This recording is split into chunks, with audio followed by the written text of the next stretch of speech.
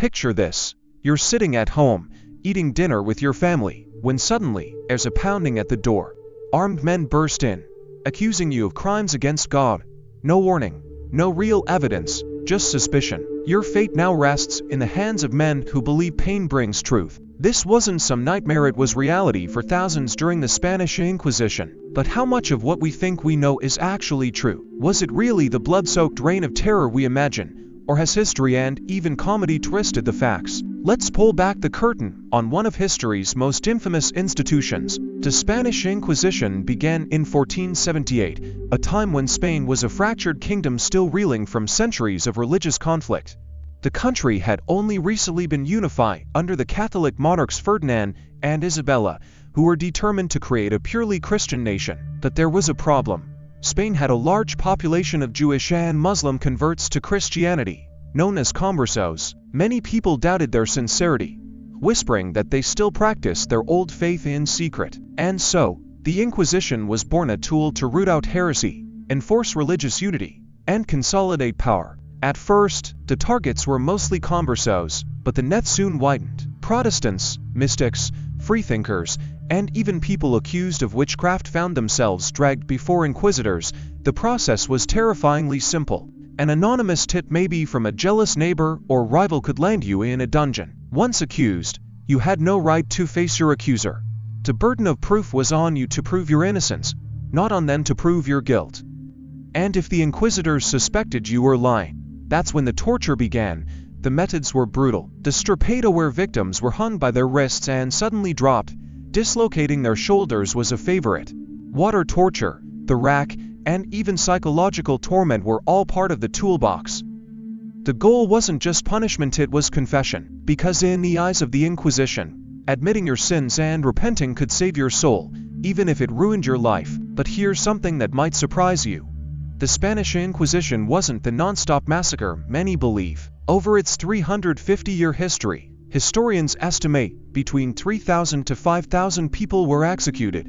That's still a horrifying number, but far fewer than the tens of thousands killed during Europe's witch hunts or the bloody religious wars of the time. So why does the Inquisition loom so large in our imaginations? Partly because of its theatrical cruelty. Public trials, called autos da fe, were grand spectacles, part sermon, part courtroom drama, part execution show. Crowds gathered to watch the condemned marched out in humiliating robes, their fates decided in a chilling display of absolute authority. Another shocking truth: the Inquisition wasn't just about saving souls, it was also about money. Confessed heretics who repented often had their property seized by the church or the crown. Some historians argue that greed played as big a role as religious zeal in keeping the Inquisition alive for centuries. And let's not forget politics. The Inquisition was a powerful tool for silencing enemies, crushing dissent, and ensuring no one dared challenge the ruling powers. Then there's the myth that nobody expected the Spanish Inquisition, a lie made famous by comedy. In reality, people did expect it, and that was the whole point. The constant fear of being watched, of saying the wrong thing, of trusting the wrong person, that's what made the Inquisition so effective. It wasn't just the executions that kept people in line. It was the dread of the knock at the door. So was the Spanish Inquisition as monstrous as we think? Yes, but also no. It was a product of its time, a dark mirror of what happens when religion, power, and fear mix. And while we might like to believe such things could never happen today, the truth is scarier. The tactics used back then, secret trials, forced confessions, turning citizens against each other, aren't locked in the past, they're warnings.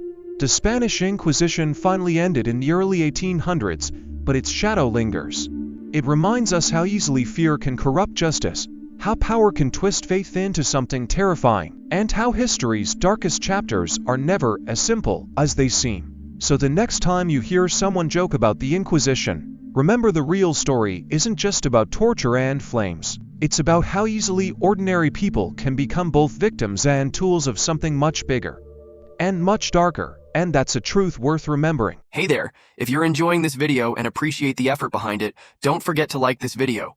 It really helps the channel grow, and if you haven't already, hit that subscribe button and turn on the notifications so you never miss an update. Oh, and one more thing, share this video with your friends. Spread the love and support. Alright, now let's get back to the video. Let me know if you want any tweaks.